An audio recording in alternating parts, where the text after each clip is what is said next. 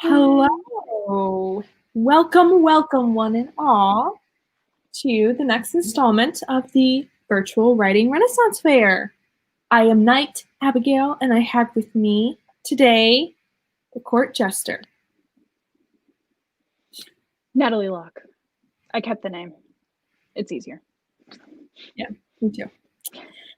And today, I want to give you a little insight into my thoughts about the kingdom and what has been going on.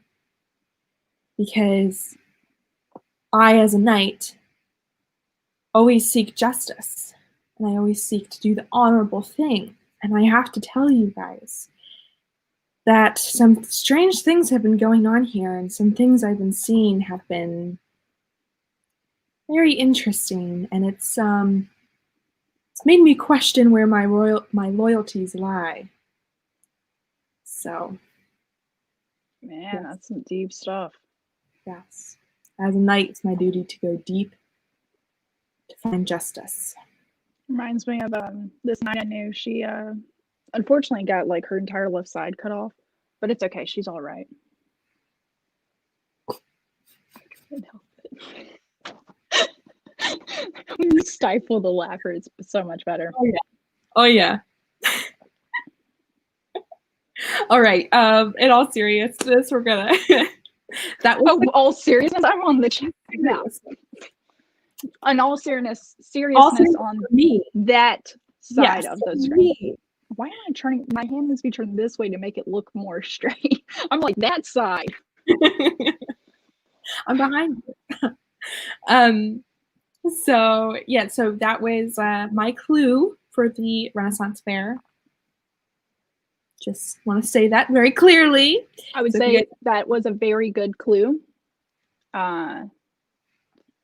Just knowing how Haley's organizing everything, very good clue. Thank you. I came up with it myself. I know some people have like misleading clues, which is totally cool because I'm for it. But yeah, that was a good one. Ignore me eating. Oh my god, that was hot. I just shoved a whole pizza roll in my mouth.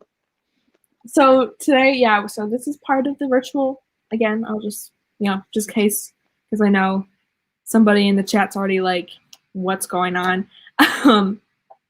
Brandon. This didn't give it away? Apparently not. Apparently not. This ain't your normal Sprint panel chat, whatever. But today, Natalie and I are going to be talking about curdling cheese. Yes, that's it. Cultural world building. I'm like curdling. I meant cultural. Cultural world building. I don't know what you're laughing at, and that scares me. The chat. I believe you mean Puffin. Yes, yesterday.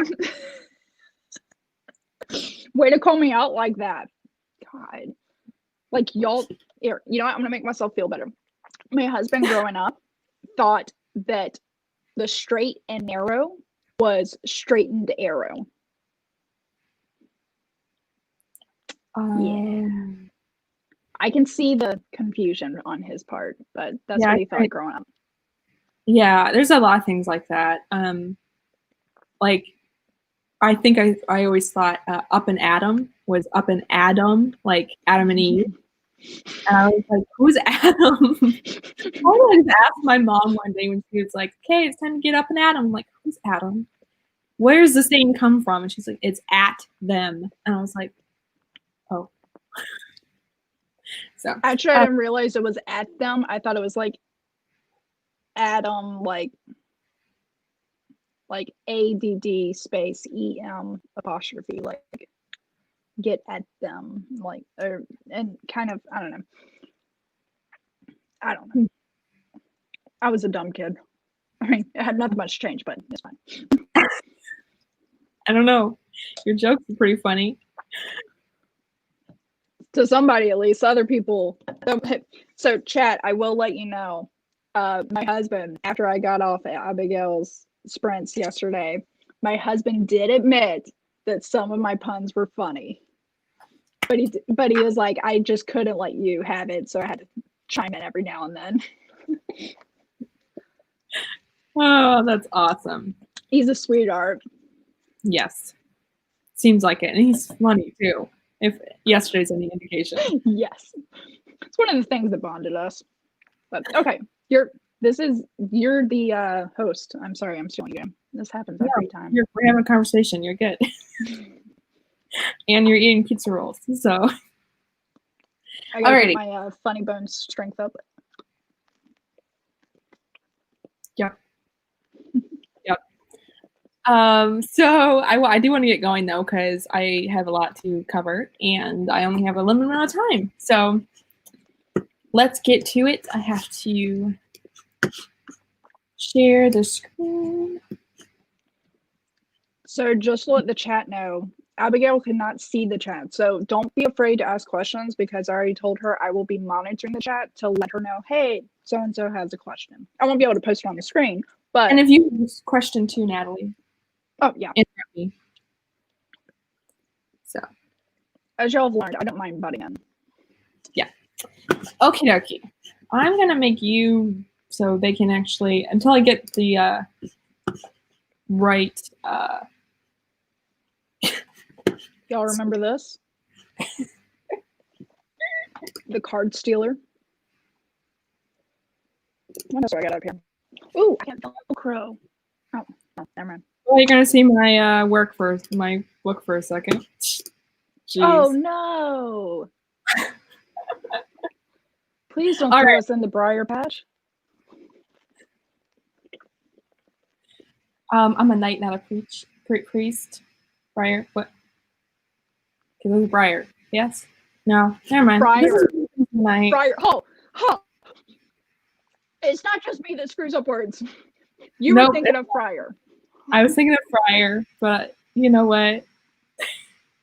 We'll go with that. Right, let's just stop. And you know you're in light company. Don't be embarrassed. Come on, I thought Puffin. The song was Puffin from Mary Poppins. That was actually Tuffin. What is a Tuffin? Yes, that was hilarious. That was You're welcome. Timing. Beautiful. I'd try. What is a Tuffin? Chat, help me out. I have a feeling that Puffin is not going to help you out. So no. Just say. Puffin is a bird. I know that much, but what is a Tuffin? Because it also makes me think Little Miss Muffet sat on our tuffet, which might still not be the same thing either. I don't know. It sounds right to me, but you know, I'm not the right person to ask. I'm pretty sure Tuffin is like one of the coins they use. Either way, back to this. Cultures. Yes. Cultures have money exchanges, by the way. Yes, they do. Tied in together. I told you I'm good at this. Alrighty. So, cultural world building for the Ren Fair. Haha. So this is based off of my own personal experiences in creating worlds and writing stories. So I am a huge advocate for experimentation and trying things for yourself and seeing what works for you. One size does not fit all. And I'm only sharing what works for me and what has not worked for me. But you are free to try everything and anything. It's just giving you ideas to try for yourself. And I'm not an expert. And if you can't choose, just do eeny, meeny, miny, mo. Yes. And if that doesn't work, move on to the next one. Yeah. Though I will say there's something behind the psychology of once you think you've committed to an answer, the answer that you really want gets revealed to you because you're like, ooh, I didn't want that. I really wanted this one. And that kind of helps. Psychology is fun. Okay, back to the world building. Building. I can't speak. Yeah, so that's basically it. I'm not an expert, just a writer. So why is culture important for world building? Why is this important to actually the writing craft? Everything about what people do and why they do them can be considered culture. If you have a character that isn't, a rock, then they'll have a culture. Unless you are a rock troll from Frozen, and then you also have a culture. So, yeah. Solid reference.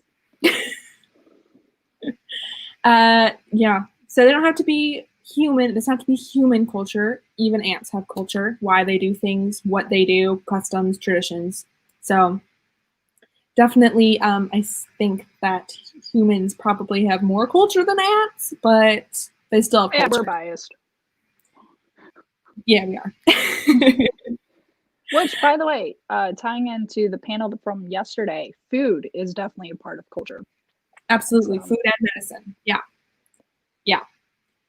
And there's also different levels and saturation of culture. So even if you're writing a contemporary story and you're using the culture you're in, you still probably need to do some cultural world building, because there's, like, family culture. What is your family, the family of your main characters? Do they have a Christmas tradition? So forth. The family dynamic is somebody a stay-at-home parent or stuff like that. Or what age are the kids expected to help out around the house? Yes. So, and then even bigger than family, they can be in a community that could be defined as a different culture as well. So, and having culture weave through your story is, I think, for me, like, what makes a really story seem tangible. Because if you're writing fantasy or sci-fi, just having a mention of a unique holiday or some sort of artistic expression or something like that is different from our world really makes it come alive, because we mention things in our culture every day. Like, there's already probably been so many different cultural references, like me mentioning Frozen, in our conversation. So it makes sense that in your books you would have cultural references, and it just really makes it seem real. Which also ties back into the panel with Morgan about language, making sure that you're referencing something. Now, if you're in your fantasy world is also sci-fi, then maybe you could make a reference to the show Quantum Leap or something like that. But for the most part, you want to make sure you've done your research of what would be invented by the time your story takes place and what isn't yet. Yes. As well as the magic, if there's magic. Yes. And all of these things contribute to the psychology of your character and why they do things. So I think that's why it's really relevant. So where do we start? It's often very overwhelming, and to let me create an entire world. And sometimes in sci-fi, let me create an entire universe. How in the world do I do that? And it's a lot. So how do we even, where do you start? So the first thing I would say is, well, what is culture? And it can be defined as the customs, arts, social institutions, and achievements of a particular nation, people, or other social group. It can also be defined as and/or include civilization, society, way of life, lifestyle, traditions, values, habits, etc. Anything to say there, Natalie? Nope, because we've been talking about all the facets of culture up to this point, and I'm glad you had a slide up. Where do you start? I'm like, I know, where do you start? I'm having an existential crisis. I don't even know if I said that word correctly, but we're gonna go with it. Yay! You did. So, I mean, I'm not going to judge you even if you didn't, because there's, yeah. We've established that editing is for fixing the words. Yeah. Not when you first spit them out. Yeah. And pronouncing things is a totally different thing than understanding the words. So yeah. Very true. So let's break down that definition of culture. Customs, a traditional and widely accepted way of behaving or doing something that is specific to a particular society, place, or time, a thing one does habitually. So in fantasy, we're talking bowing, curtsies to higher titled people. Sometimes they're entitled as well. But yeah, definitely that to consider in our modern stance. And actually, I would say even among knights, as you would know, there's a culture of the salute, of lifting up the visor, and such. So things like that have evolved. Yes. And it can even not just be a physical or verbal thing. It could be even kind of emotional responses, you could say. And because like for me, in the culture I've made, how they react to emotion, someone crying, is very different than how we would. And you even see in cultures in our, in our world, different cultures, how people react to crying, as an example, can be very different. And actually, I watched something recently. Sorry to sidetrack. I'm taking over. About music, and I wish I'm not even going to call out the cultures because I can't remember off the top of my head. But in America, a slow-paced song is usually solemn, sad, and it's usually an emotional song. Whereas the upbeat stuff is supposed to be happy and go get them, and it might be preparing for a fight or something like that, or it could be angry. Whereas in another culture that I can't remember, so I'm not just going to start calling out cultures, a slow song is actually the happy songs, and the fast-paced beat songs is what's played at funerals and such, which I found interesting, that we all live in the same world, but yet we have this different interpretation through our own country cultures of how music is supposed to feel. Yeah. I think that was on a Netflix, like, explain episode on music or sound waves or something like that. That's a really good example, Natalie. Thank you for sharing that. I can contribute. Yes, that was exactly, exactly right. That's a tradition, right? That, we play, sad songs at funerals, they play upbeat songs. And sometimes our upbeat songs can still be sad. Like, "Oh, When the Saints Come Marching In," played at a funeral, has a totally different connotation. I remember the first time, like, the Christmas song, Winter Wizards? No, Pentatonics did a cover of it that's quite good a while back. Shoot, I'm not gonna remember. Google, help us out. Yeah, I'm gonna Google it. Please pause for this brief interruption for White, us making sure we have. What is it? White Winter Hymnal. Huh. And it's actually quite a upbeat, rhythmic song. And then, but when you listen to the lyrics, they're actually talking about redcoats coming and like slaughtering people during Christmas time. Damn, Pentatonics waited. So it's like, it sounds super like, oh, it's about talking about winter, and even like mentions, snow, and like, oh, how nice, and somebody's following somebody, and then you actually listen, you're like, it's because it says like turning the white snow red like strawberries in the summertime, which sounds so nice, except they're talking about someone bleeding out in the snow. So that's actually a very eloquent way to say it, especially singing, because I know the singing will help soothe what is being said over a little bit if it's done in such a great harmony or melody. So, which kind of brings us to the next point of the arts. Yes. Because these all can kind of weave together. So yeah. Yes. There is no distinct line between things. Like it's so interconnected. The food, the custom, the how you react, like you were talking about with emotions. Yep.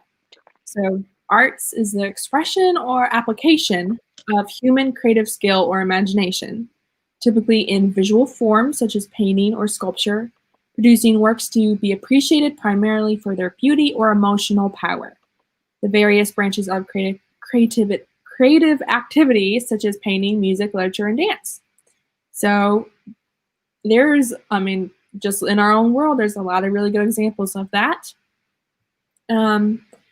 Social institutions is mechanisms or patterns of social order. I think that's a pretty key word, social order, to focus on. How far can a civilian avenge themselves or defend themselves? Really, Lila? No one hit your buzzer. Avenge themselves, and how many? And then at what point is there like would be a knight or somebody that has to intervene? Yeah. I just heard my husband come home. One, I'm going to scare him, but two, I'm going to bring in the frozen substance that he brought home. So Okay. Be right back. So, and we'll get through this then. And be how do you call me out like that, Abigail? Like, oh, I can actually get through my slides now because Natalie's not here. Well, then I'll be like, okay, this is what we talked about, Natalie. Give me your input. Touche. Yeah, so mechanisms are patterns of social order focused on meeting social needs. Groups of persons banded together for common purposes. That group has rights, privileges, liabilities, goals, or objectives distinct and independent from those individual members. So people as a group have different rights, privileges, liabilities, goals, or objectives than each individual member. And then finally, achievements in regards to a society culture, not for individuals. It's different for individuals than it is for groups as a whole. Victory in war, abolishment or creation of a law, and medical or technological breakthrough. So the Renaissance is a great real-world example of artistic advancement, wildly changing culture. A fictional world example of this would be the steampunk genre, as it is framed around an achievement, technology, with the steam, that came before it did historically, and then the whole genre is based around what would it be like if this one thing was different. So even one thing being different like that, just one achievement, can totally wildly change your entire culture. I think that's something really cool. So I just defined culture for you. How do we put them together? Like, this is just puzzle pieces. What do we actually do to like start? Like, I know that even just me defining culture could be completely overwhelming, but there's a couple ways to go about this. You can basically start and you have no story idea. It's just, let's start creating a world. And then hopefully somewhere in here, I will get a story idea from the world building and, frame the story around the world you've already built.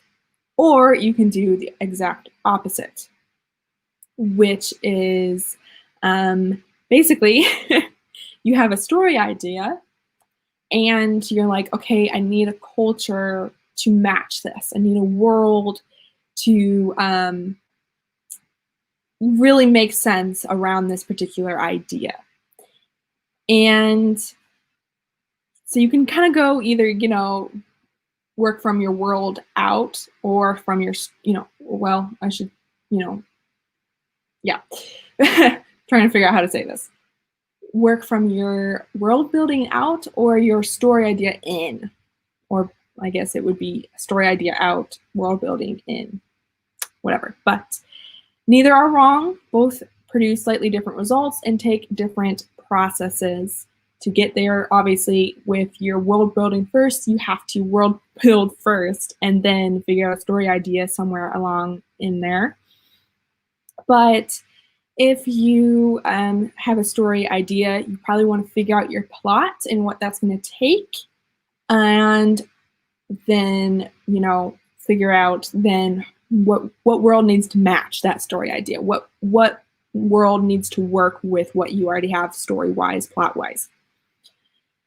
But I will say that if you're a pantser, I would probably think you would naturally go with you have an idea first, and then as you pants, the world would build around you. You would figure out the world building as you went along in the story.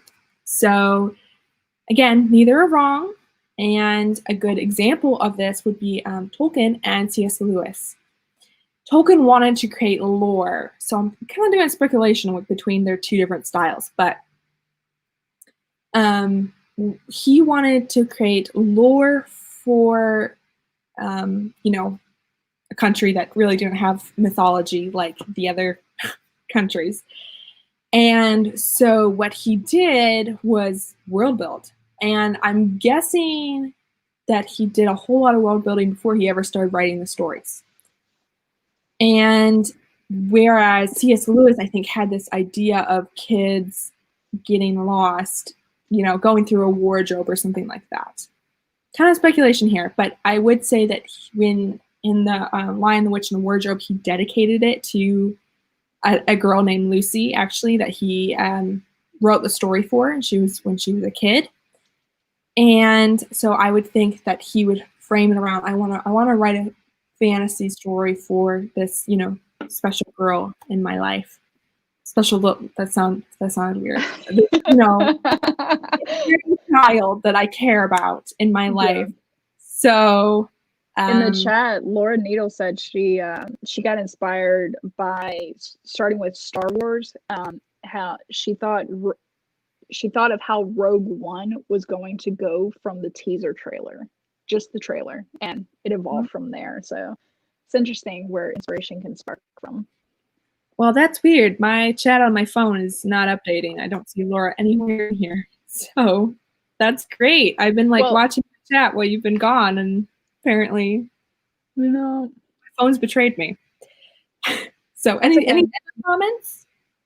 The other comments, Laura did bring up, I'm just gonna read it verbatim because I can't change possession. My social institution in my sci-fi is an oligarchy. Did I say that right? Sure. That enforces one religion, has ceremonies and rituals everyone does, like graduations leading to receiving religious sigils. Which she was actually talking on. She was talking about those sigils in your chat yesterday about the tattoo artist with the hands. Yes, she was. Yeah. Getting more and more interesting. But so far, it's just the chat talking. We got Nicole the Blind Mage here. Awesome. Puffin Farrell, who formerly known as Brandon Farrell, but I have a feeling that was a personal stab at me that he went Puffin. Charlie Dorset here. Devin made sure to link to your book. And that's pretty much catches us up to right before you put the slides on the screen. So awesome. Okay. And I got myself a soda because apparently I always eat on streams. I don't know what it is. You're good. All right, and now my chat's updated. Now that you've really went through all of it, so. Oh, and chat, my husband definitely did the double take jump back scare when I met him at the car. It was worth it. Totally worth it. So another example I have with the two different ways to do the world building is with a jigsaw puzzle. Like, I know some people that basically take the like if it's a cat puzzle, they're gonna do the cat, put the cat together, and then work their way out from the cat. And I would say that's kind of like starting with a story idea and building out. And then like how I do a puzzle is I will start by doing the outer edges and just have a frame and then working my way in. And that's kind of like starting with world building, which is funny because I do jigsaw puzzles that way, but I typically start with a story idea. You know, for anybody who has multiple dice, I've seen, it must have been a TikTok or something, but it was, this person had like 20 dice, and I think maybe some were like 20-sided and some were just regular 6. And they set aside, if the number is 1 and 2, this is land, or it's a big city or something like that. If the number is 4 and 5 or 3 or something like that, it's water, or this is forest or something like that. So they set values. So when they threw the dice out on this paper, wherever it landed, that was helping them map out their place. So they set aside mountains, cities, abandoned forests, and then lakes, rivers, and stuff like that. And they just drew around where the dice landed, and I thought that was kind of cool. That is chances. I actually keep some dice near me just for fun. And yes, that's in a cheese container. Hey, at least it's not one of like the Christmas cookie containers, because we know that is set aside for sewing. Yes, because that everyone, is. just about everyone I've met can relate that there was always this old cookie tin container that had sewing in there. Yep, my mom had it too. Yeah, so basically when you are starting either way you'd go about it when you start world building, the biggest questions to ask are what and why. So no matter which way you work from world building in or the story idea out, asking what and why are two great ways to world build. So asking, what does this mean for the world? With that, Laura expanded your what further, and it kind of worked out timely. But she said a couple world building questions that can help are, what environment will challenge the protagonist the most? And what environment will your villain thrive in? So that's kind of, I like that setup. But it's expanding on that what idea. Yes. Yes. So I'm kind of getting into that, so that's perfect. Yay! Sorry, I jumped ahead. No, you're so good. I mean, I'm glad you're saying Laura, because I actually asked Laura to be on here for a reason, but she wasn't able to.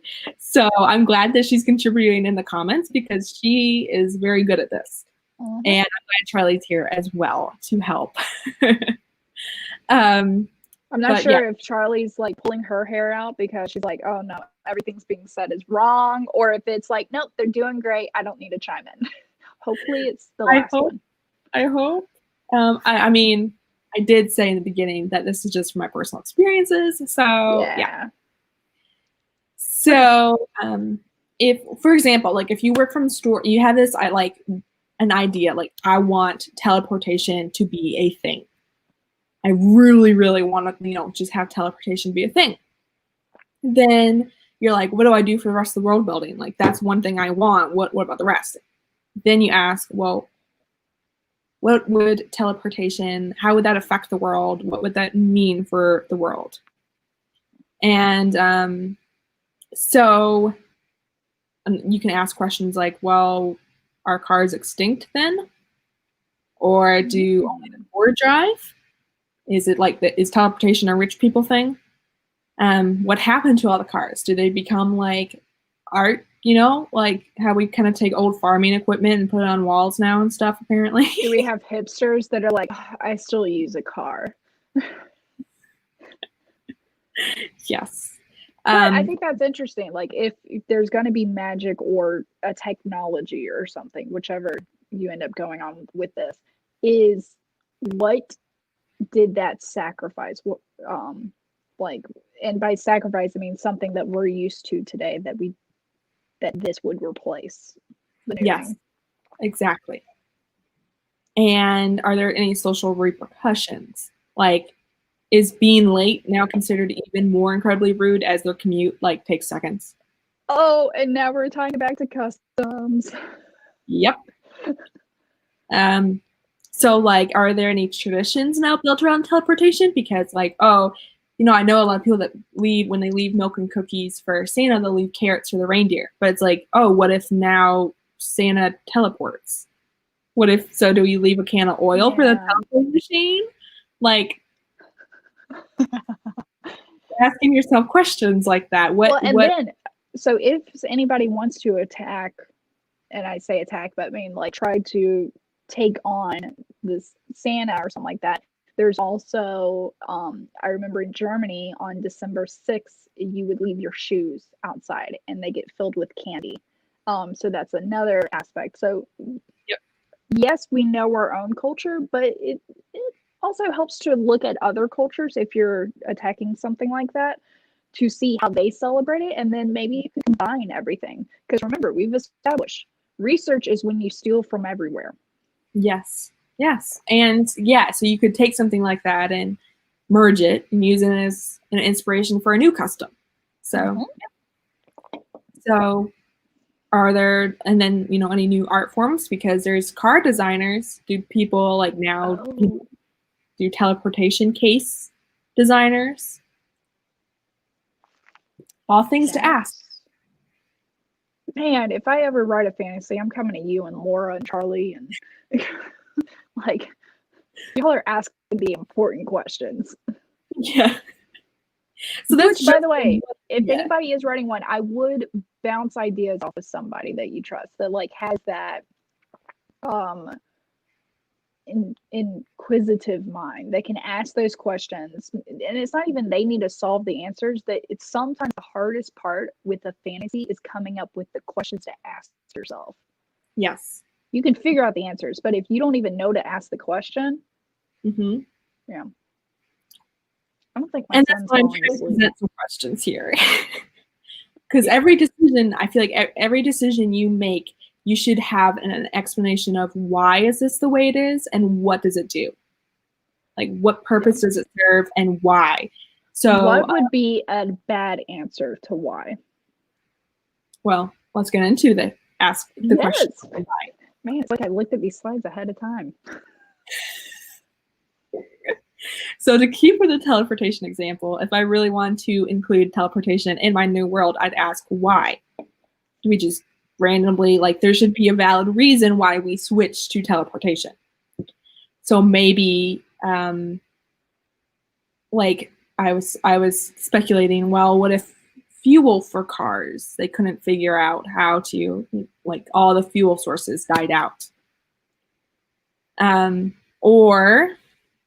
And then if that's the case, then you also need to ask, what does the teleportation machine run on? Because if it doesn't run like electricity or gasoline, then what does it run on? Magic? Like you need to think about these things.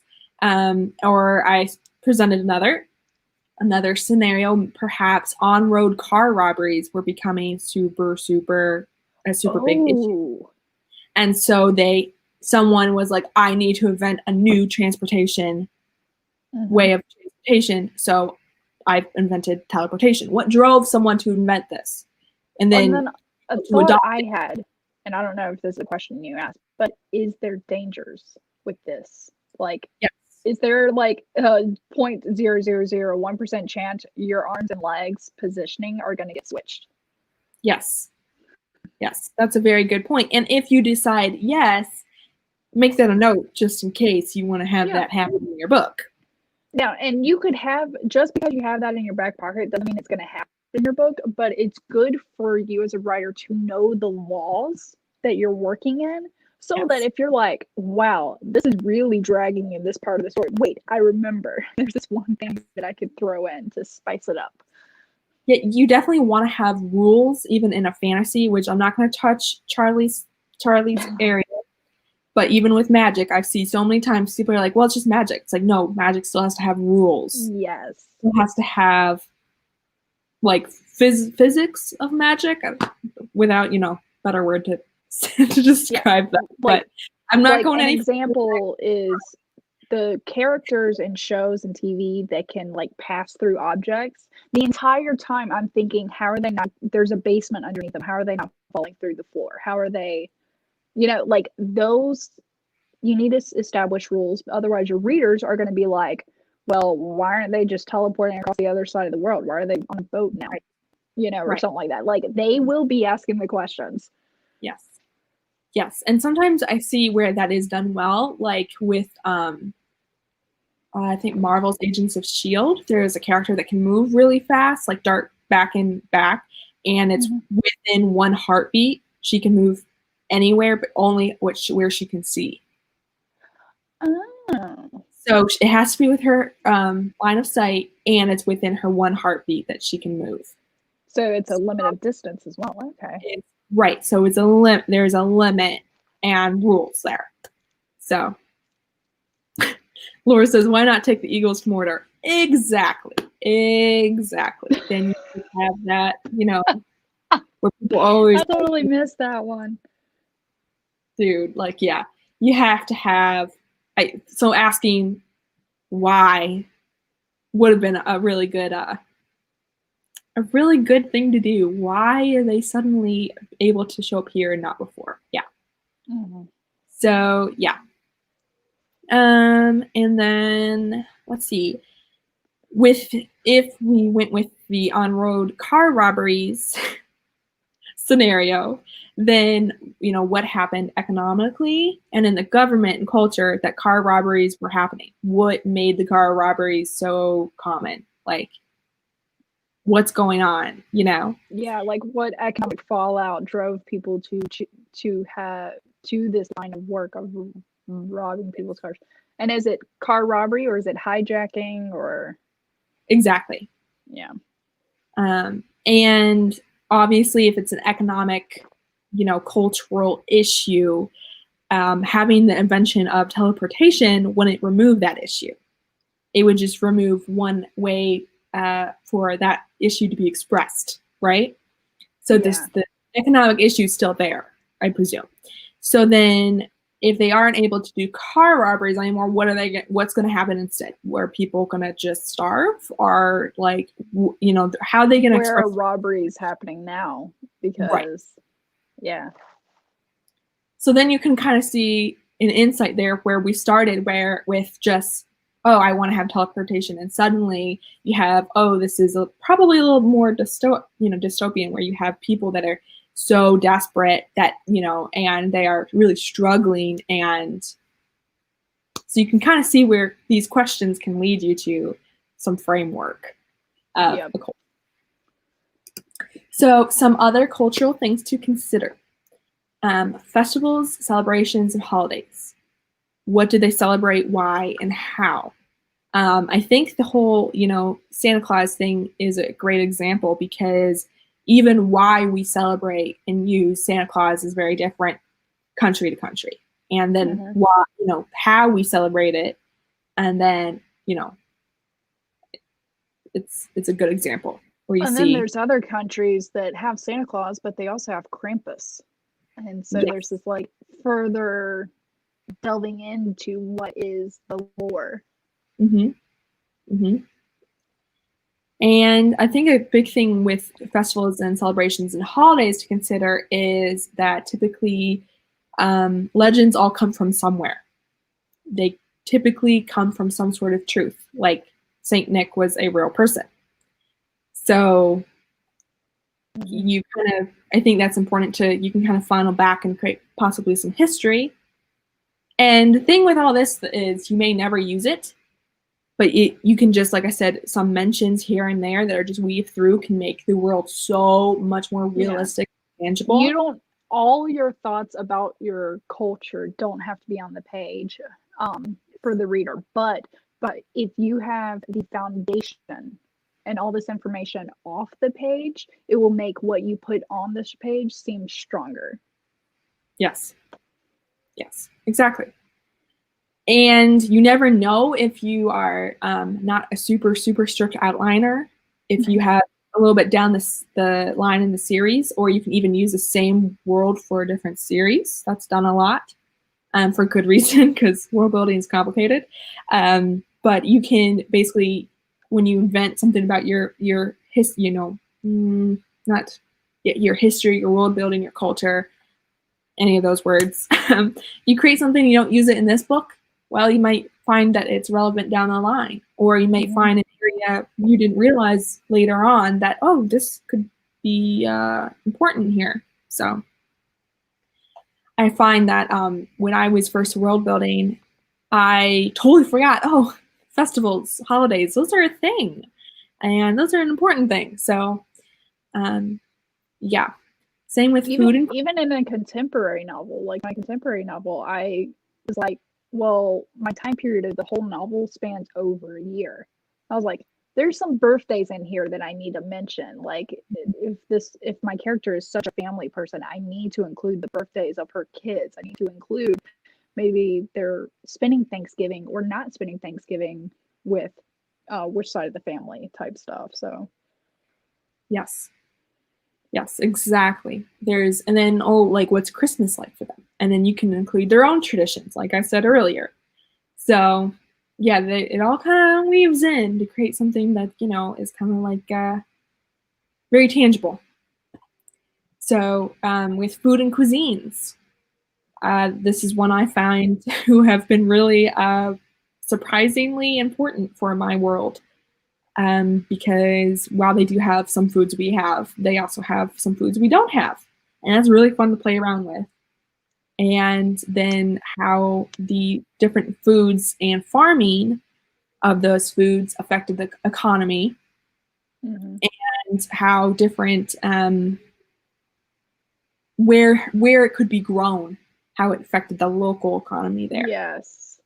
Like the proximity. Like if people who live in the desert might be more inclined to the cactus type picking, or maybe they're more focused on animals than people who are living close to a river. And then there's also probably different food is available depending on which class the characters are in, whether they're a higher class or lower class, if there is classes in your fantasy novel. Yes. Yep, exactly. And even how certain foods are prepared are going to differ from class to class. And then the next thing is religions. How do they express their faith and their faiths, and what place does it hold in society? So Laura's story is a really good example of this because it seems to be a really, really, really important part of her culture. But there's some cultures where it's like religion's outlawed. So then what's the repercussions of that? Or there's a lot of different a lot of different religions. So these, just one religion and how it's expressed can totally... It could be multiple religions. Maybe that's where the conflict is, because there's more than one religion in your story. Yeah. And then a totally different thing is superstitions. Because traditions and social customs that come from superstitions. So a real world example of this would be the phrase and even action I've seen of knock on wood, where people are like, that's a quirky little thing that maybe, like, I feel like if we didn't have that and you had it in a book, you'd be like, that's really odd, but that's something we really do. So, it's yeah, like some people have necklaces with the coin on it and they kiss the coin before they go out. But I like the idea of incorporating superstition because it's a thing as humans do. Like, it gives us a sense of control, and especially if that's a character trait of your characters, or their culture, not just them. I think that's quite interesting. Yes. God, there's so much things. I would write a fantasy novel. But I think that, like, what I did is just took it like one little thing at a time. And since I went down like a line of just asking why, and what's what, why is this a thing, and what's the repercussions of it, and it just slowly built out. Did you think of every facet before you wrote your first word, or were you thinking of the world as you came across it while you were writing? I built up a lot before, but I didn't do everything. So you did the edge of the puzzle before you went in. I guess I did, yes. No, I was saying I totally started with a story idea, but I did start with a basic story idea, and so I kind of did both. So, yeah. Well, I actually think that works out better if you just get a framework and then start writing your story, and kind of as you come across of it, because if you have your world completely built up before you write your first word, you're going to run into a slight chance of also info dumping your world onto your reader. Very true. Whereas if you gradually build it up as you're writing it, as you come across things, then you're going to be able to piece the parts of the world that are relevant at that time. Yes. There's more of a chance. I mean, as writers, we still can screw it up. We're writers, it's going to happen. But there's less of a chance of us screwing it up. I also think that with that, there's risks on both sides. You could info dump, But there's also, on the other side, you have the risk of something being built up later on, and it would have been relevant in an area before, but you hadn't decided it, or you hadn't built that yet. And so you read back and it's like, oh, that clashes with each other. Am I making sense? Yes, you are. And my son is not asleep, so I'm going to go grab him real quick and bring him downstairs. Okay. Cool. I think we've already discussed languages, so I think you're good.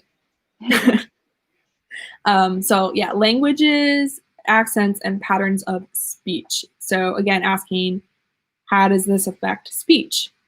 And incorporating phraseology that directly comes from other cultural things like festivals, religions is a huge one, food and cuisines, and superstitions, is a really fun way. I found, like, for me, some of my favorite is incorporating cultural things in exclamations. So like a real world example of how religion has affected our speech is, oh my God and holy cow. Those are two totally different religions that have, kind of affected our speech.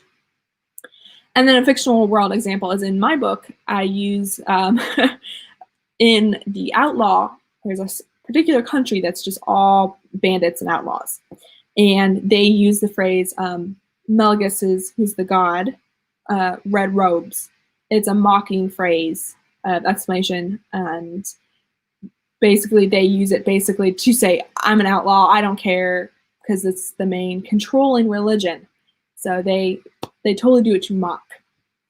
And whereas a common one in the villages is going to be like, oh, Grojan's being sake, something like that. It's little things like that that totally don't necessarily directly affect your plot, but it totally makes the world feel real and tangible. So yes. I'm not seeing any more comments, so. Nope, I haven't seen any more. I'll just continue on then. I'll still throw it in my comments here and there. I will Mystery Science Theater 3000 this entire presentation. In a good way, not in a mocking way. Oh, that's great. So anything else, any other comments there, Natalie, about that last thing? I like how you talked about the languages, especially your bandits and stuff, and how they had like their own slang, kind of, I guess I would call it. And I think that's definitely important, because even though it's just something tiny, like a made-up word, it still seems believable. Because even, I'll even do a reference, the show Friends.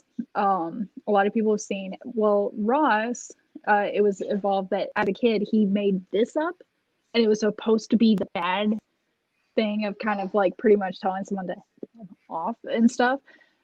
And I think that just in itself adds a depth to a character. That in a contemporary sense, they made up their own thing. So in a fantasy, having something that is completely separate from us sucks us more into the world, and realizing this is not based on what I know, and it's truly an escape if we're talking about words that are not part of our lingo. Yes. That's a great example, because then you feel like, oh, they actually had a childhood. Yes. And the Ross as a character, I can believe it.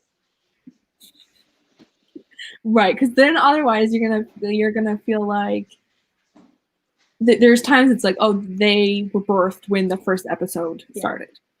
And actually, that makes sense, because with culture, if we talk about traditions and stuff, it's by having a character make up something or talk about previous years before when the story takes place, it gives that depth of this character has a life before we join them in this snapshot of their book. Exactly. Well said. I get 1 or 2 in there sometimes. You've been really great. I don't know, you've been saying really great stuff. I don't know what you're talking about. I think you have it more than you give yourself credit for. Yeah. Apparently, I need to try a fantasy, because I just make up stuff a lot. Well, that's the fun part of fantasy. Yeah. And nobody get overwhelmed by it, but if you just take your time with it and it's just fun creating up stuff. Like for me, psychology is fascinating to me. It's one of the main reasons why I love to write. But psychology is heavily affected by culture, and culture is heavily affected by the psychology of people. My two favorite classes in college was psychology and sociology. Got A's in them, but it was easy because teachers gave us like, here, just study this list and that's your exam. I'm like, no problem. I will totally note card this stuff. But, and that's actually what inspired me to write my book, the contemporary one, because it's called Therapy Sessions, and it's all about psychology and anxiety and stuff like that. And there's a little deeper theme in there too, that I won't jump on at all. But then it also, I realize I still stay in the psychology realm and sociology a little bit through my new book that I'm writing now, the sci-fi contemporary, which I feel weird saying it, but it's parallel universes, so it's contemporary in that sense, because each universe is kind of tied to our reality a little bit. That makes sense. But the psychology, I think, is a true factor. Definitely, we're of like mind on that. Yes, yeah, absolutely. Yeah, and that's interesting. Have you ever heard of the artist NF? No. He is a rapper, and he has a whole album called Therapy Session. This might remind me of it. Ooh, I might need to look that one up. I'm going to type it in now for myself. Like later. I'm not listening to it now. I'm not going to. You're just going to like, see ya. I'm going to go watch this. Yeah, no. I also want to say hello to Outlaw. No problem being late. You can always rewatch later, which also, hello everyone rewatching. So I like to say that, I always forget. So yeah, you can see my pretty map I made on the right hand side of my world. And so if you go with world building first, story plotting second, one of the great ways to start is by creating a map. Because I actually kind of did the framing first. You're right. Now that I think more about it. Hi, Kat.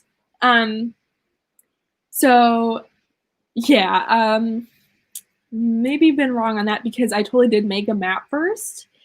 I did have the basic idea of the castle and stuff, but I did make a map pretty quickly, after, starting because I wanted to, and it really helped me place where things were and where people were going and stuff, but also gave me some story ideas to weave in, because I created some locations. So that's a really fun way if you're creating a world and then you want to, get some story ideas. Maps are actually a really great way to do that. And I know a lot of readers, they really do like it if there's a map at the beginning of your book. Yes. And then you also have a lot changes even by weather and how economically can, be affected by, are they a farming community? Typically those can be kind of more on the poverty edge. Do they keep on saying winter is coming? And they got to prepare for that. Well, Cat Leo was asking where you made your map. I made it on Incarnate. Ooh. I can't type on here because that's my other account. I will write the name for you. It's Incarnate. And I basically I know a lot of people hate Incarnate a lot.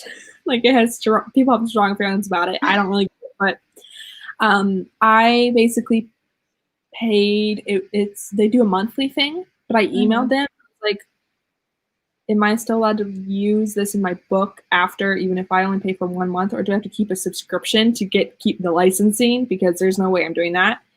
And they were like, nope, you pay for it for 1 month, and then whatever you make in that month, you have the license for forever.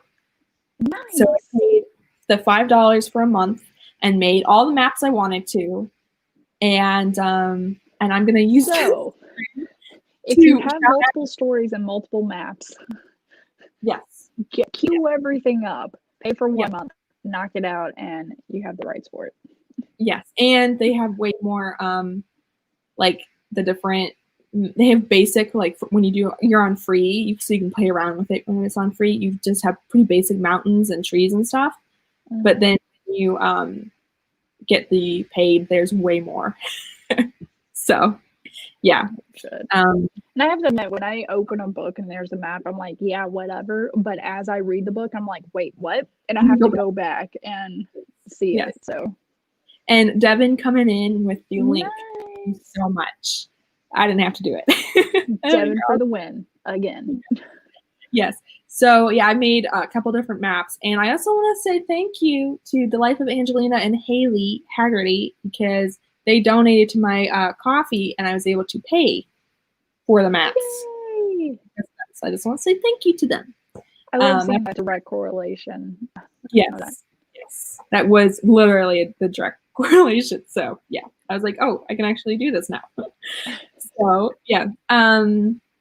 So weather can make big changes to even religions, because sun god, if you're in the desert, or maybe like a snow god in the mountains, it can impact the food they eat and the economic repercussions of that and what they celebrate.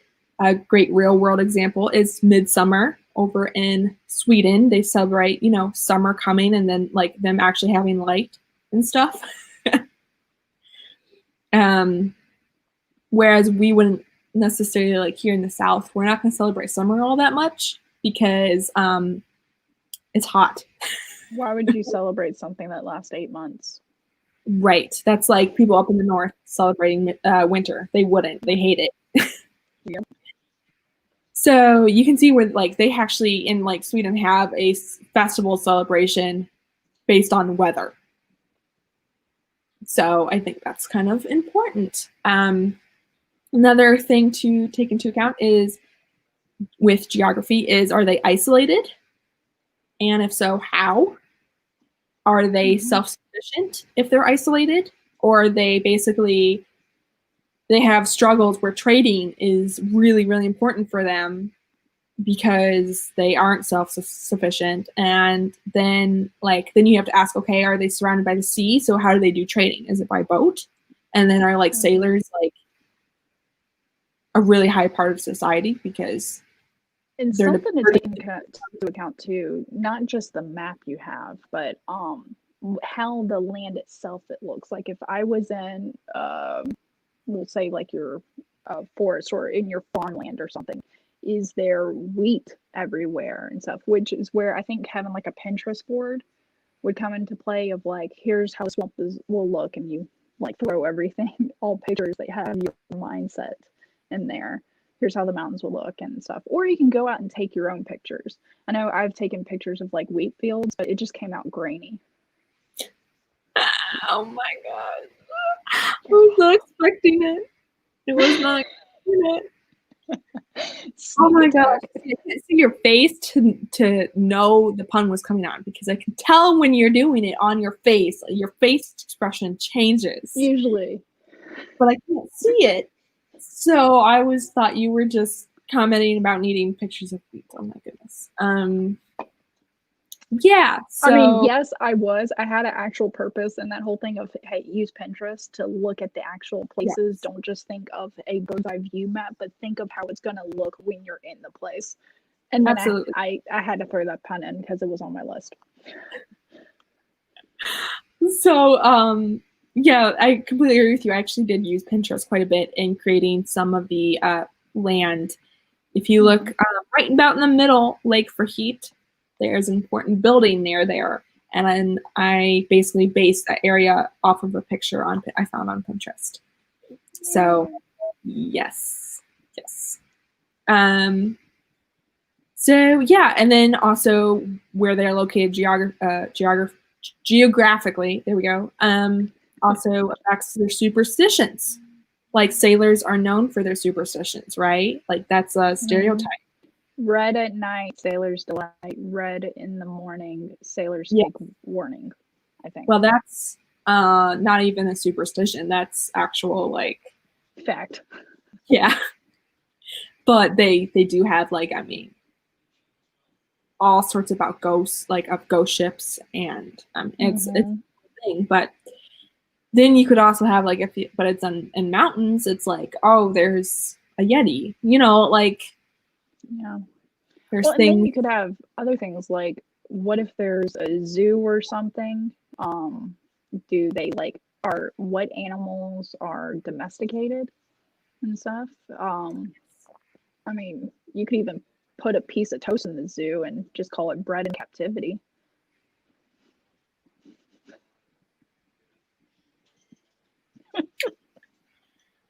So yeah, bread. Worth it. God, I love this job. It's a fake job too, and I'm just making it what it is.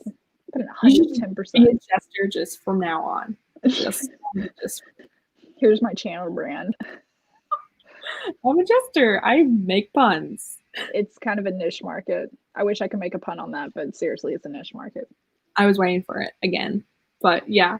But it also affects fashion, weather, right? Because you know you need to have. You're in the cold. You need to have more clothes and heavier clothes, and maybe like fur clothes or something. Whereas you know it's probably going to be less clothes in the heat, and yeah, you can. And then how in the heat? How often are we talking about bathing and such? You know. Yep, that goes into customs. So. Very good. Do you have a pun on bathing? No, I don't. I'm trying to think of one, but I can't think of one right now. And then with art, you also you know where you are geographically can affect art, because it's like, what are paints made out of? What is the sculptures made out of? Is that, you know, can affect that with what's around you in the, you know, flora. So yeah. And then I think another thing to take into account, sorry, this is more deep into culture and stuff, but like, is there toys that kids have, or what games do kids play, and such? Because kids get bored, they want to play. Yeah. I mean, you could have like marionettes or something like that. Do you have actually someone selling marionettes? You know, no strings attached. Yeah. I'm just gonna keep going. And for my sci-fi peeps, just gonna keep going here. Yep.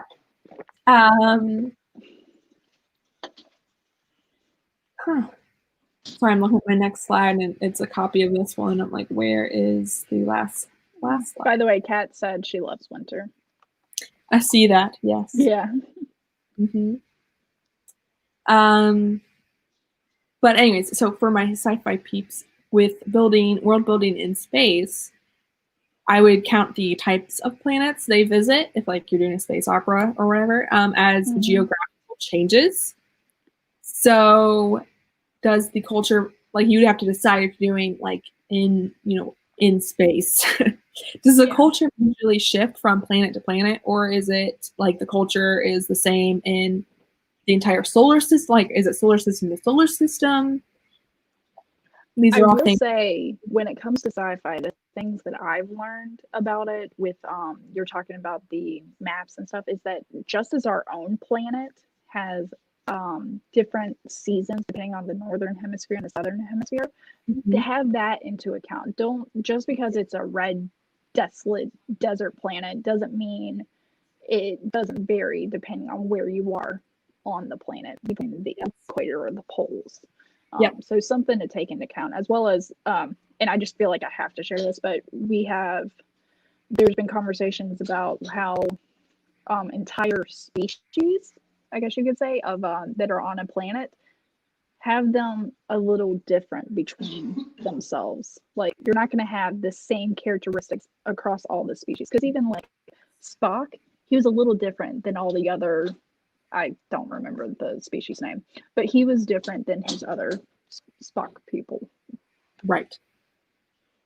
That's about as technical as I can get. Sorry. Okay, I hijacked again. No, that's a really good point because, yeah, I mean, we're human, the human race, but we all look very different, right? Yes. And I'm not saying you got to think of like the human race, how every country has a different culture, then within every country is like subcultures. You don't have to go that in depth. Right. And you definitely don't have to put all that on the page either. If you have it in your mind for consistency and solidarity, that's one thing. But yeah.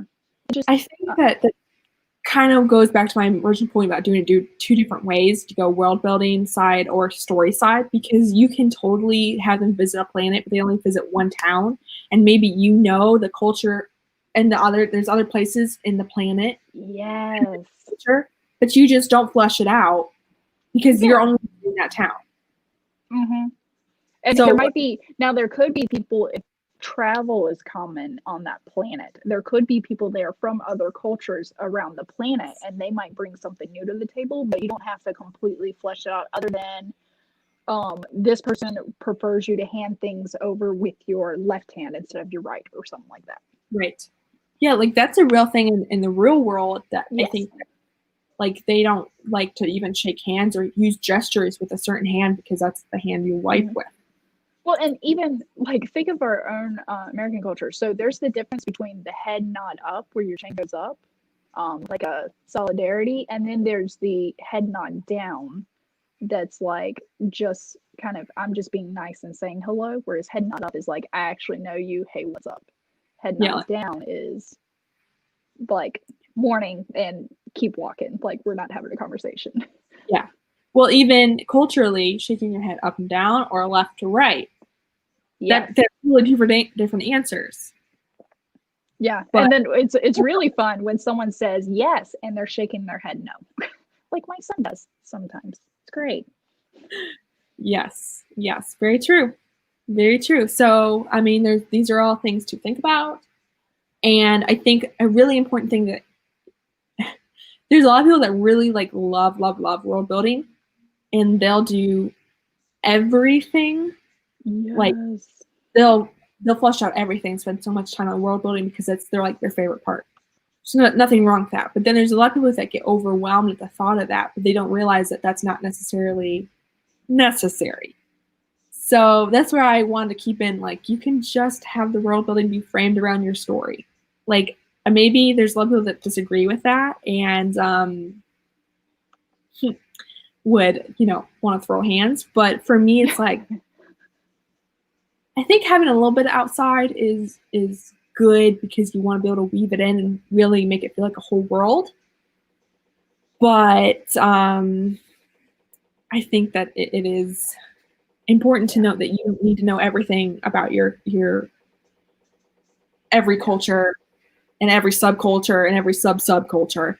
And if you do go that far, that's awesome. Yeah. Good for you. I just don't think it's mandatory. I would say as a writer, you should at least know more than what you put on the page, because also if your story hits it off, even with a few people that just fall in love with it, they want to talk to you about your world. And so it's kind of cool if they ask questions and go, oh, well, what do they do on this day? And you're like, well, I thought about that. And here's what. And they go, and it bonds you with your readers more if you're able to tell them more. Yeah. And it does almost add a level of mystery. Mm-hmm. If you know things the reader doesn't.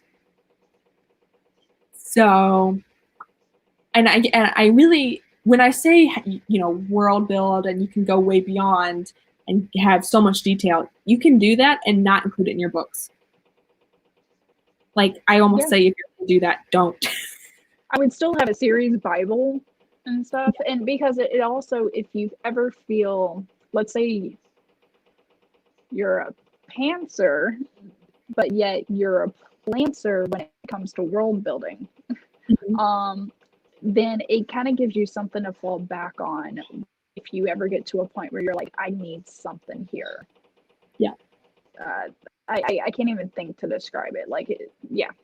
I think a really neat trick I would suggest to people that are pantsers when it comes to world building is maybe write some stories that isn't your main story, maybe some short stories, maybe from when your characters were younger, or even from different characters in the world. If you're still trying to decide who your character is going to be, do the short stories and stuff. Yes. Explore your world. If you need to do it through pantsing, explore your world in story form. Just have like 100 different little stories, or 10, 100, 10 little stories, short stories.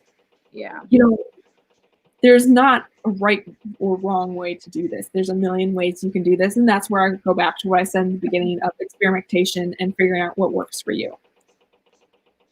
Outlaw brings up a good point. If it doesn't affect the story, you don't have to hash it, build that up in the world. And that's a valid point. Like if you're ever feeling overwhelmed thinking, oh my God, I need to do every subculture.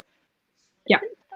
It doesn't matter. It's okay. And sometimes, like when we were talking about, let's say you go to this planet, to this one city, and there's other people in the city that may be from other cities on that planet.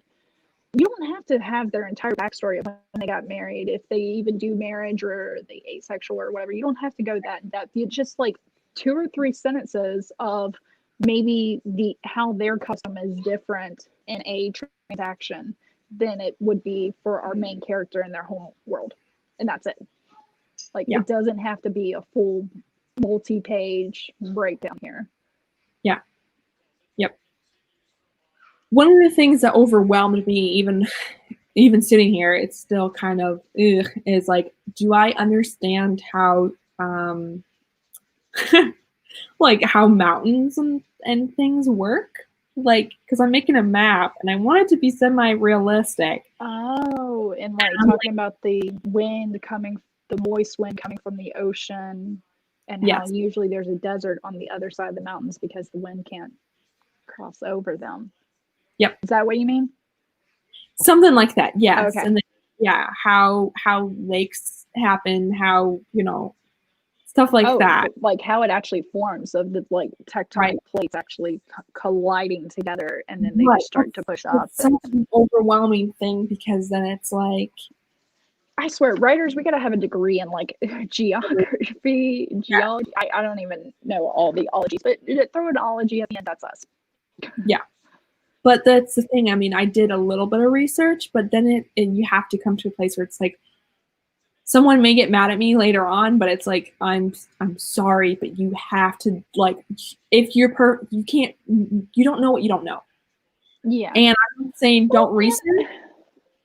And think of it in our own world. If it's something that we don't even understand in our own world, like the majority of the population doesn't know how mountains are formed and how old they are, and how deserts are formed, even if it's just on the other side of the mountains and from the ocean. Like, then you don't have to explain it and everything.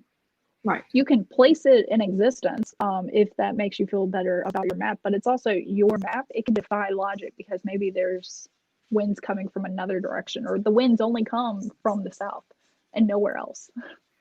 Yeah. I mean, one of the biggest things I had to do research on is, in my world, there is 2 moons. And so the months are called... and that would affect the tides. Yes. And one's red and one's blue. And so the months are broken up into cycles and circuits. They're not called months. And then like the cycles is for one moon and the circuits is for the other. So like what time of the year it is based on the color of the moon. And I had to figure out, like, the different color moon, would that cast a different light? And like at night, we have silvery, moonlight. Like, would it make it like a red haze if it was red? Like, I had to do some research on that. But ultimately, it was like, this may not make total sense scientifically, but there does come a place where it's like, this isn't real. If it was real, like, you are creating it in a book. You're not having to create it in real life. Right. Yeah. And I think that's an important thing. Like, I know there's people that are like, I want it to be actually like factual and scientific. And to some degree, I say, yes, let's try to get that, like make it semi-realistic. But like, there also comes a place where like, this isn't actually real. This is fictional. This is fantasy. Like, you had to ground yourself a few times. yeah. Like, if I had to worry about every last detail being absolutely correct, there would be no way to make it happen. No. So there's a place where you just have to be like, I don't want to flesh out the city. It's just going to say, here's the name of the city, and I don't go there. I don't have anything. Yeah, either that, or if it is a city you go to, you don't need every single street name. Just go hit the streets, and maybe there's no street names or whatever, but hit the places, like their proximity to each other. Like if it's a 10-minute walk, keep it consistent for later if there's another 10-minute walk. But that's about it. You don't have to completely flesh out the whole city and do a sounds reenactment of it. Yes, and have a map for it, and let me make the trace of how the character goes. No, like, and then you're sitting here doing like physics. Go, okay, well they can approximately run about 6 miles per hour, and it's this distance as the crow flies. But they only ran halfway, then they got out of breath, and they walked the rest.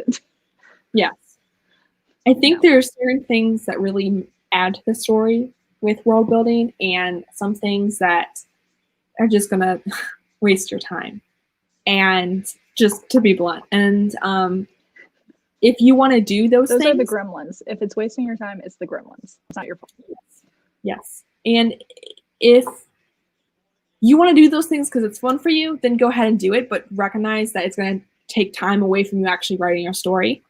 And so, just to be blunt, like, if you want to do it, do it. But know that your readers may not appreciate it because they can't see it like you can. Like you may not even include it. And sometimes so much detail can totally bog down readers. So just be aware of that.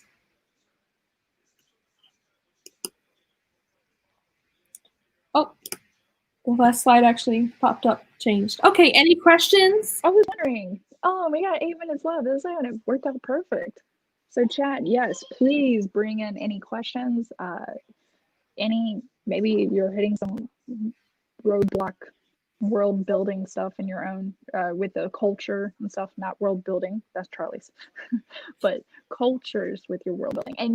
And now these panels, you'll notice we are so interconnected, because when you're creating a fantasy, you have to consider all of these, the language that you're writing in, the food, because that affects the culture. And if you're basing it off not just food, but any medicinal purposes of items and stuff. Right now, I'm just talking to help the chat out with yourself.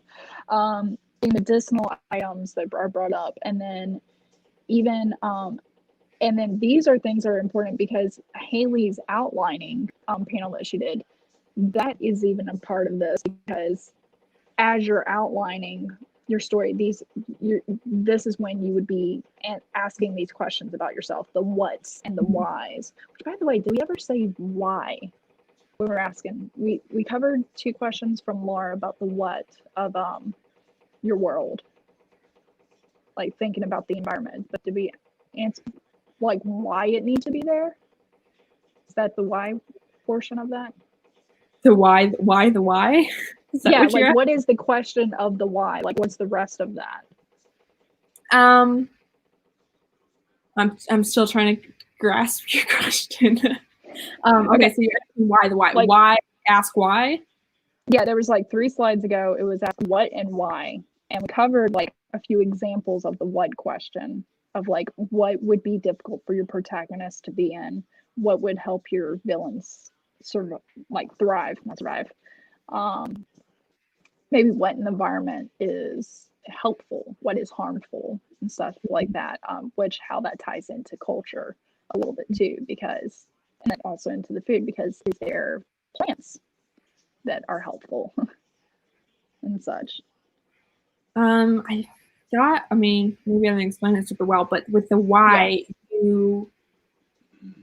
so with the why, it's, you want to know, again, that rules. You want to establish, why helps establish rules, so it's not just for any reason. Like with teleportation, it's like, oh, I want to have teleportation, but it's like, why? You need to ask why, like, why would someone, what would move and drive someone to invent teleportation. And Gotcha. why teleportation and not any sort of, because you can have reason for someone to invent it, and then, but why is the culture and society using it as the prime main transportation? So you have to ask why.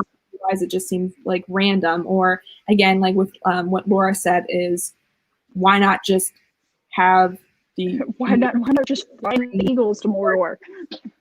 So that's why is important, because it's like there's actual rules. And I think that why, maybe would have been good in asking about eagles. Like, why can they show up in Mordor after the ring's done, but not before? Why do they have conflicts? So if you want to have this long, hard journey where they have to get into Mordor by foot, maybe asking why, and have a reason why the eagles were incapable. I already said the clue at the beginning of this stream, but I can re-say it. As the knight. Yes, as the knight, I have no problem obeying my queen, although I'm questioning where my loyalties lie. Yes. Hey, as a knight, have you ever had to slay a dragon? Yeah. Depends on your definition of slay. Well, did you ever have to rescue anybody from a dragon at least? If not slay. What if I had to rescue a dragon from somebody? No, rescue somebody from a dragon. Sorry, misspoke. I know, but I'm saying, what if I had to rescue a dragon from like somebody? It could be true, because I mean, I've heard of knights confronting dragons and saying, hey, let her go. It's me you want, and then they go off and get married. The dragon and the knight, not the damsel. I mean, half the time, dragons are just chilling out in their own home, and they get intruders. Like, of course they're going to defend themselves. Like, well, and that was actually done in The Witcher, where they actually went to attack the dragon, and then there was this plot twist. So, which I'm not going to ruin that for anybody, but there was a plot twist with the dragon part in The Witcher, the show on Netflix. All right, thing. What was your pun? Well, you ruined it. I'm not going to explain it now. You ruined it. I purposely derailed your fun, so haha. Alrighty, we actually got to the end, and with random time, that was perfectly paced. It was. I was actually a few times afraid. I'm like, I'm talking too much. No, you were perfect. Let's see, I can go back to why. Man, I was really afraid of that, but not as afraid as my fear of moving stairs, which is escalating. So there's the why slide, just to review that. It's not as much fun when you... I'm totally just like ignoring all your puns. And next up is Sarah with more sprints, just letting you guys know. So make sure to check out the playlist if you haven't already in the description. And I'm going to... I wasn't buy a book of phobias, but I was afraid it wouldn't help me. No, I can't do it somewhere else. I'm almost done anyways. I'm trying to understand that one. I like, that's going over my head. I don't know. It just seemed funny because it said I'm afraid to buy a book of phobias because I was afraid it wouldn't help me. Afraid. There's the key word. Yeah. It helps if I enunciate correctly. Yeah. Yeah. Well, if this gesture thing doesn't work out, inspecting mirrors is something that I could really see myself doing. I just heard my husband sigh. I don't even like to give you the satisfaction of sighing. Hearing his sigh helps me laugh, at least. I like the cringy stuff. I think the rest of these I'm going to save for other videos. Awesome. Yeah, we kind of covered a lot in a short amount of time because... Yes. And I can definitely, if I wouldn't watch just one of these panels on world building or any of them, because even Haley's outlining, I think, ties into it, but I would watch all the panels. It would be very beneficial for anybody who's writing a fantasy, just to make sure that they're asking themselves the right question. Because as we established in this panel, sometimes finding out what questions you need to ask yourself is the more difficult part than finding the answers. Yes. Yes. Very, very, very good. And that's why I put in so many questions, like the important questions that for me, like, Yes.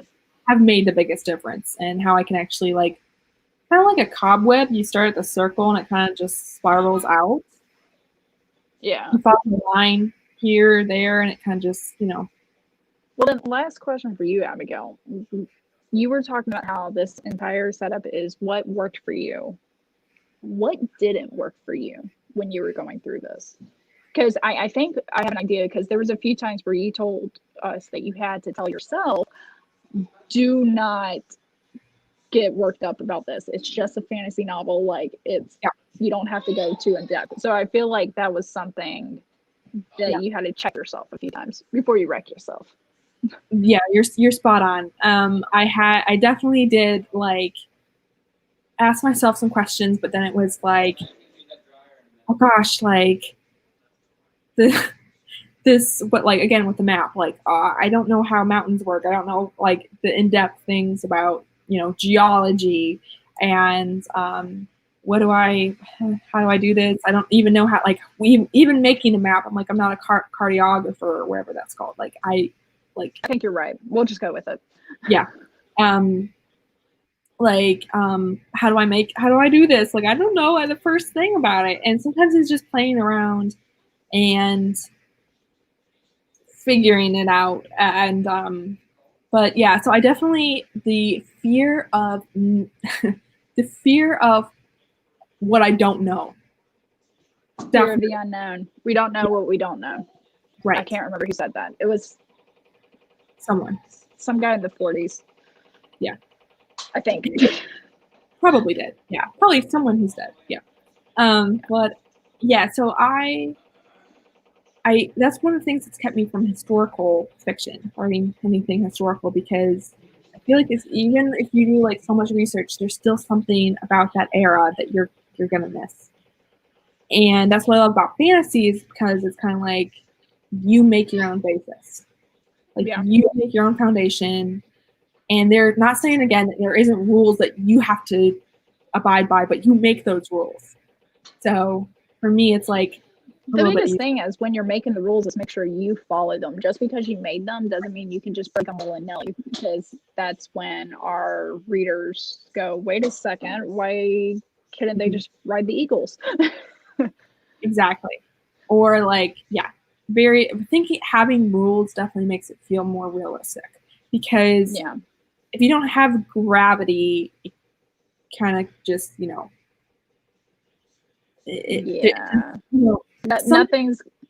nothing will hold the reader down to the story if there's no gravity to it. Right. Came up with that one on my own. Exactly. Like, you need gravity. Like, that's a why question. Why are we all on the earth instead of floating? Gravity. There's a rule. Yeah. So yeah, so for me, some things that didn't work was super, super heavily in depth world building. Yeah. Like, over world building actually hindered me. So with the next fantasy novel, and I'll even do it one more and say not part of the same realm that you're creating, because I know you're doing book 2. What do you think you've learned that you're going to take with you?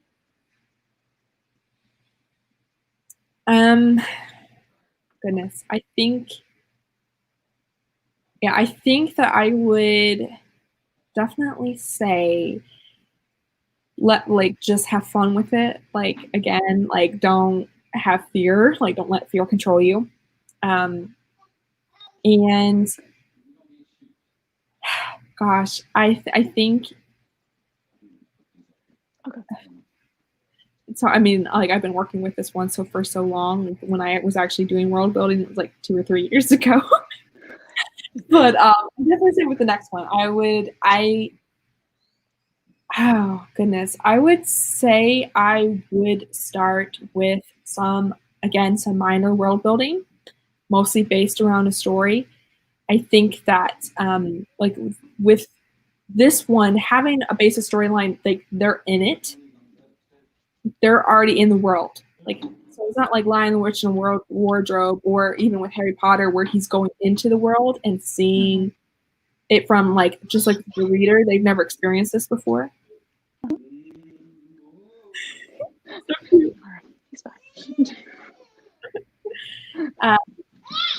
They already were in the world, so they already knew. So I had to figure out how from the get-go how to explain the world, how to introduce the reader to the world without it being weird. So I think going in and starting world building with at least the understanding, I would pick out, are they new to the world or are they already established? Because I think with world building, as I'm world building, I want to be able to figure out explanations of why things are without it being weird. So you have a better idea of like what questions to ask to create it, and better idea of depending what character is following, like their perception, whether it's third person or first, to make sure that we're soaking it in. Right. Where to the character, it might be second nature because they're established in the world, like you said, or whereas to us, we still putting it in a good mindset. So yes, that's good. So I think that figuring out, like for me, I think I figured out that it's important to, when world building, I would kind of see it through the lens of whatever character I've picked. So I think picking out a character for me is important because then I'm just not creating random world building stuff I don't need. Like I can world build from kind of their perspective. That makes sense. Perfect. Yeah. Don't mind him. I'm not. He's cute. Yeah, it's adorable. Okay, I'm about to get off. Don't worry. Alrighty, well, get off the stream. He should just walk by with the vacuum cleaner. I'm worried. So, all right. Well, thanks, all right. Yes, the next stream is Sarah's, and they're often definitely put a link in the chat. So, and the playlist is also in the description. So be sure to check that out, and check out Natalie's channel. Other way, and yes. And thank you for joining us, and thank you to everyone that watched the replay. And I hope you all got some help with this. Hopefully. I'll always watch it again when I get to a point of fantasy. So, but thank you all. Yes. Thank you for everyone who watched. And see you next time, guys. Bye.